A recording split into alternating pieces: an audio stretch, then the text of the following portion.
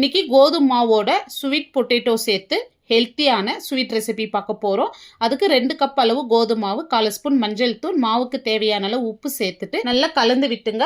இதோட 2 spoon cooking oil சேர்த்துட்டு கொஞ்சம் கொஞ்சமாக தண்ணி சேர்த்து நல்லா சப்பாத்தி மாவு பதத்துக்கு லூஸாக பிசைந்து எடுத்துடலாம். இப்போ இதுக்கு மேலே கொஞ்சமாக ஆயில் சேர்த்து அப்ளை பண்ணி வச்சிருங்க. இது ஒரு சைடு இருக்கட்டும். இப்போ வேக வச்ச ஸ்வீட் பொட்டேட்டோ எடுத்துருக்கேன். இது காய் துருகத்தில் நல்லா துருகி எடுத்துக்கலாம். இப்போ ஒரு பேன் வச்சுட்டு 1 கப் அளவு துருகின வெல்லம் சேர்த்துட்டு 1/4 கப் அளவு தண்ணி சேர்த்துருங்க.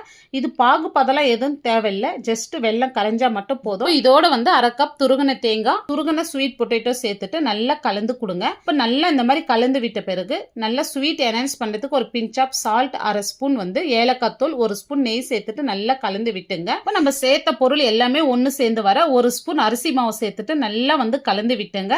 கட்டி இல்லாத இந்த மாதிரி நல்லா கலந்து விட்டுங்க. இப்ப பாருங்க நம்மளுக்கு ரெடி ஆயிடுச்சு. இது வேற ஒரு பிளேட்ல மாத்திட்டு தேவையான சைஸ்ல உருண்டை பிடிச்சு எடுத்துங்க. இப்போ கொஞ்சமா மாவு எடுத்து இந்த மாதிரி தேய்ச்சி விட்டுங்க. இப்ப நம்ம ரெடி பண்ணி வச்ச உருண்டையை வச்சுட்டு இந்த மாதிரி மடிச்சு விட்டுங்க. இப்ப பாருங்க ரொம்ப மெலிசா இல்லாத ரொம்ப திக்கா இல்லாத மீடியமா தேய்ச்சி எடுத்துக்கலாம். இப்ப சூடான தவால இப்ப நம்ம தேய்ச்சி இதை போட்டு இந்த மாதிரி திருப்பி போட்டு நெய் இல்லைன்னா ஆயில் அப்ளை பண்ணுங்க. இப்ப பாருங்க எல்லாம் நல்லா எழும்பி வருது பாருங்க. மாவு நல்லா ஊறுவோம், நல்லா எழும்பி வருது. ஒரு ஹெல்த்தியான ஸ்வீட் பொட்டேட்டோ வச்சு போலி பண்ணியிருக்கோம். இந்த வீடியோ டீடைல்டா பார்க்கணும்னா இந்த ஆரோ கிளிக் பண்ணுங்க. இந்த வீடியோ பிடிச்சிருந்தா லைக் பண்ணி சப்ஸ்கிரைப் பண்ணிடுங்க.